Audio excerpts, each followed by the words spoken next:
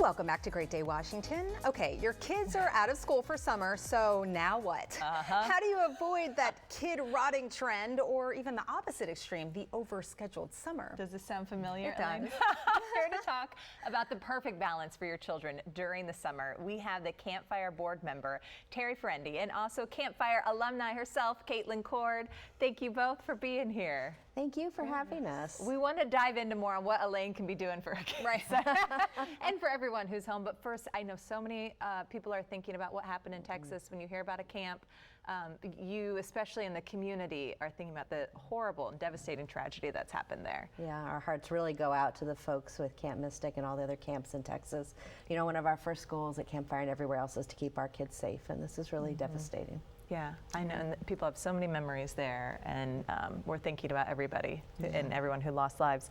Let's talk about that traditional camp model. What does that look like for someone who is saying, I've never done this before? What does that do for my children?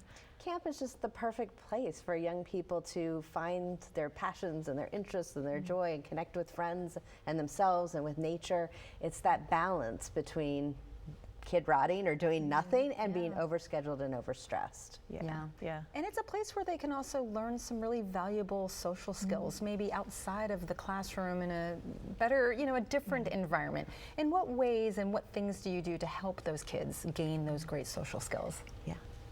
Well, as the alumni, the unstructured time really gives kids the time to learn how to regulate themselves, and not only with that, they're learning conflict resolution, they're learning how to build the friendships, and just in general those social skills, just through the little activities we do with them, and just having alone time just to connect with their peers.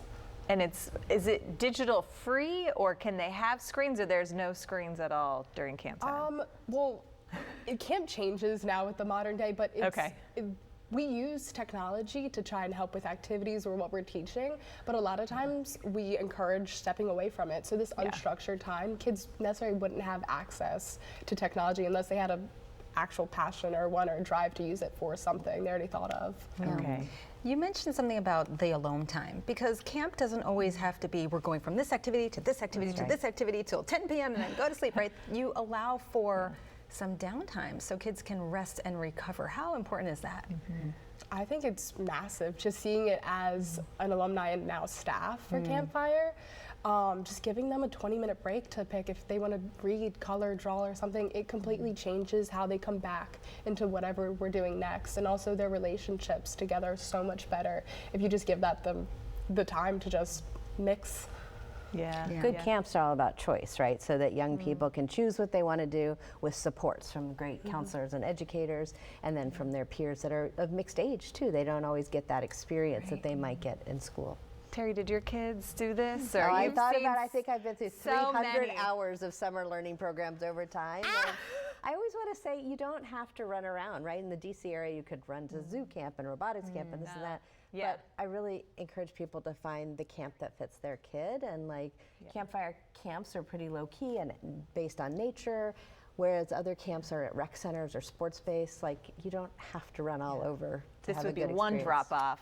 You're not scheduling every single week. Yeah, you're at a different place. Right. Yeah. It really sounds lovely. What's the best way for someone to find out more? I go to our website, campfire.org, but also just to find a summer camp. I think there's a lot of resources out there for your local rec department and other places for kids to stay engaged. Get them out of the house, which you're doing, Elaine. You don't need any help anyway. Thank you both for being here. Absolutely. You can learn more about Campfire by going to campfire.org.